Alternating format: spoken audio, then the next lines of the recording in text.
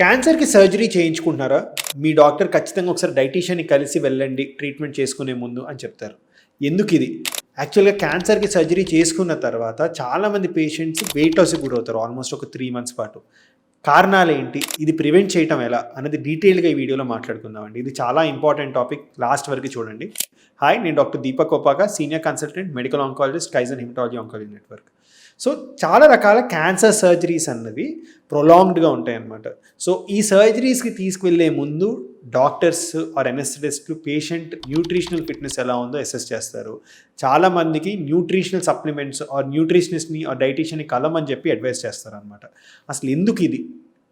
Cancer సర్జరీస్‌లో ఏమవుతుంది పేషెంట్స్‌కి surgery తర్వాత? ఎందుకు పేషెంట్ వెయిట్ లాస్ అవుతారు? ఈ వెయిట్ లాస్ కాకుండా ఎటువంటి జాగ్రత్తలు తీసుకోవాలి అని చెప్పి ఈ మధ్య కాలంలో చాలామంది పేషెంట్ సర్జరీకి వెళ్ళే ముందు మమ్మల్ని అడగటం కూడా నేను చూస్తా ఉన్నాననమాట. సో, ఏమవుతుంది క్యాన్సర్ సర్జరీ అయిన తర్వాత అంటే, సో చాలా వరకు క్యాన్సర్ సర్జరీస్ అనేవి చాలా ఎక్స్టెన్సివ్ సర్జరీస్ ఉంటాయన్నమాట. సో, ఆర్గన్ రిసెక్షన్స్ కావచ్చు, లింఫ్ నోడ్ రిసెక్షన్స్ కావచ్చు, రీకన్స్ట్రక్షన్స్ కావచ్చు, ఈ ప్రొలాంగ్డ్ సర్జరీస్ ఉంటాయి. సో, ఈ స్ట్రెస్ వల్ల బాడీ ఒక కెటబాలిక్ స్టేట్‌కి గురవుతుందన్నమాట. సో, బాడీలో స్ట్రెస్ హార్మోన్స్ అవి ఎక్కువ ప్రొడ్యూస్ అవుతాయి. రికవరీకి కావచ్చు ఆర్ ఈ స్ట్రెస్ నుంచి ఫైట్ చేయడానికి కావచ్చు. దీనివల్ల ప్రోటీన్ లాస్ ఉండటం, ఈ ప్రోటీన్ లాస్ వల్ల మజిల్ లాస్ గురవ్వటం, పేషెంట్స్ దీని తర్వాత ఈ కెటబాలిక్ స్టేట్లో ఎంటర్ అయిన తర్వాత ఆల్మోస్ట్ 3 to 4 మంత్స్ పడుతుంది వీళ్ళు బయటకు రావడానికి. సో, ఇదొక చాలా ప్రధానమైన కారణం అనమాట. ఈ స్ట్రెస్ వల్ల కెటబాలిక్ స్టేట్కి వెళ్ళటం, దీనివల్ల ప్రోటీన్ లాస్ అవటం అనేది చాలా కామన్గా పేషెంట్స్ చూస్తూ ఉంటాం అనమాట.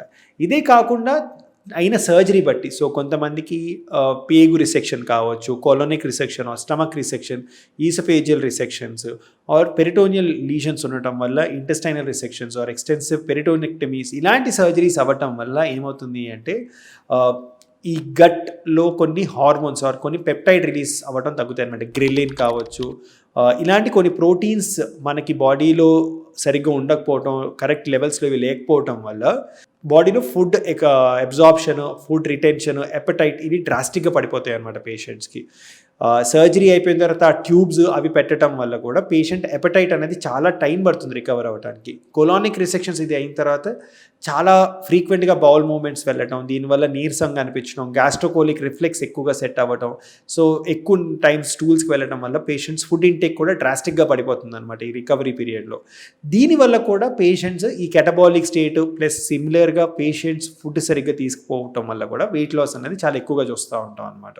మూడో కాజ్ ఏంటి అంటే క్యాన్సర్ ఇట్సెల్ఫ్. క్యాన్సర్ వల్లనే కెచెక్సియా అని చెప్పి ఒక ప్రాబ్లం ఉంటుందన్నమాట. దీంట్లో బాడీలో ఇన్ఫ్లమేషన్ చాలా ఎక్కువగా ఉంటుంది, fat break down, muscle break down అవుతూ ఉంటుందన్నమాట. సో, ఇవి కాకుండా పేషెంట్స్కి ఉండే నొప్పి, పేషెంట్స్కి మ్యూకోసైటిస్ ఆర్ నోట్లో అల్సర్స్ లాగా ఫామ్ అవటం, ఇలాంటి కారణాలు కూడా కాంపౌండ్ చేసి ఓవరాల్గా న్యూట్రిషనల్ ఇంటేక్ తగ్గుతుంది, బాడీలో ఇన్ఫ్లమేషన్ ఎక్కువగా ఉంటుంది, కెటబాలిక్ స్టేట్ ఎక్కువగా ఉండటం వల్ల పేషెంట్స్ సర్జరీ అయిపోయిన తర్వాత వెయిట్ లాస్కి గురవడం చాలా కామన్గా చూస్తూ ఉంటాం అనమాట.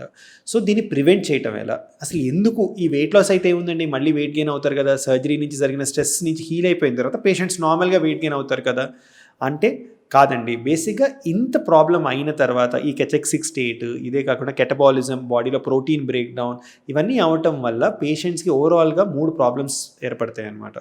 సో, విపరీతమైన నీరసం గురవుతారు. సో, సర్జరీ అయిన తర్వాత వాళ్ళు ఎంత ఎక్కువ మొబిలైజ్ అయితే అంత బెటర్. కానీ ఈ ప్రాబ్లమ్స్ కనుక సెట్ ఇన్ అయితే విపరీతమైన నీరసం ఉంటుంది, లెగవటం జరగదు. దీనివల్ల సెకండ్ ప్రాబ్లమ్కి ఏంటి అంటే పేషెంట్స్కి వూండ్ హీలింగ్ కాంప్రమైజ్ అవుతుందన్నమాట. సో, సూచర్స్ హీల్ అవ్వవు, వూండ్ గేపింగ్ రావచ్చు, పేషెంట్కి కొత్త రకమైన కాంప్లికేషన్స్ ఆర్ ఇన్ఫెక్షన్స్ వచ్చే అవకాశాలు చాలా ఎక్కువగా ఉంటాయి అన్నమాట. మూడోది, ఈ ఇన్ఫెక్షన్స్ ఇవన్నీ ఎందుకు వస్తాయి అంటే బాడీలో catabolic state or inflamed state ఎక్కువగా ఉండటం వల్ల బాడీలో ఇమ్యూనిటీ తగ్గటం, దీనివల్ల ఇన్ఫెక్షన్ రిస్క్ కూడా గణనీయంగా పెరుగుతుంది. సో, సర్జరీ తర్వాత ఈ వెయిట్ లాస్ వల్ల ఈ కాంప్లికేషన్స్ రావటం వల్ల ఇంకా రికవరీ హ్యాంపర్ అవ్వచ్చు. చాలామంది పేషెంట్స్ వాళ్ళ జర్నీ కనుక వాళ్ళు తిరిగి చూసుకుని ఉంటే కూడా ఇవన్నీ అవ్వటం, వాళ్ళకి ఆ సర్జరీ తర్వాత పోస్ట్ ఆపరేటివ్ పీరియడ్ ట్రామీగా ఆర్ టర్బులెంట్గా ఉండటం, వాళ్ళకి అదొక నైట్ మేర్ లాగా ఫీల్ అవటం జరుగుతుందన్నమాట.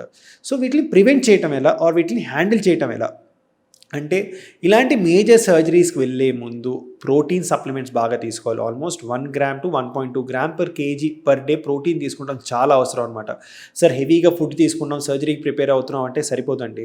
మీరు క్యాలరీ డెన్స్ ఫుడ్ తీసుకుంటాం కంటే ప్రోటీన్ డెన్స్ ఫుడ్ తీసుకుంటాం చాలా ఇంపార్టెంట్. ఇది ఈ స్టెప్ అన్నది సర్జరీకి వెళ్ళే ముందే చేయటం చాలా ఇంపార్టెంట్. ఇంతకు ముందు వీడియోలో కూడా చెప్పాను.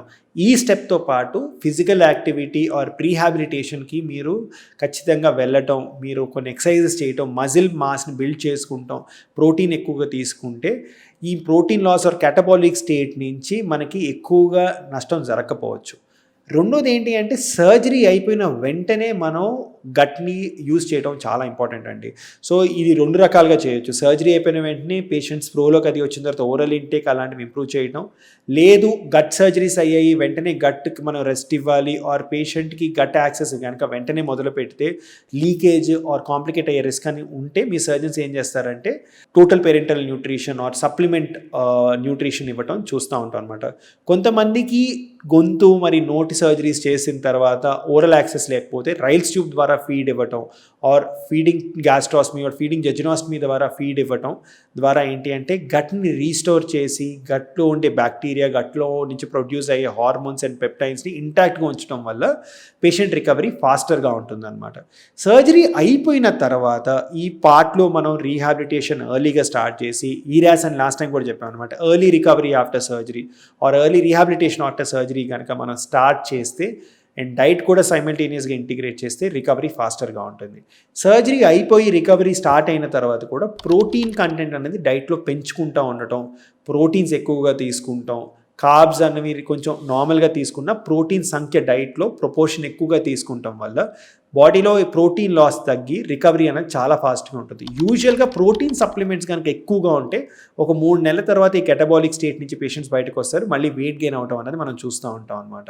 సో సర్జరీ తర్వాత వెయిట్ లాస్ ఈ కారణాల వల్ల అవుతాయి. వీటిని ప్రివెంట్ చేసుకుంటాం కోసం డైట్, ఎక్సర్సైజ్, రీహాబిలిటేషన్ అనేది చాలా అవసరం అండి.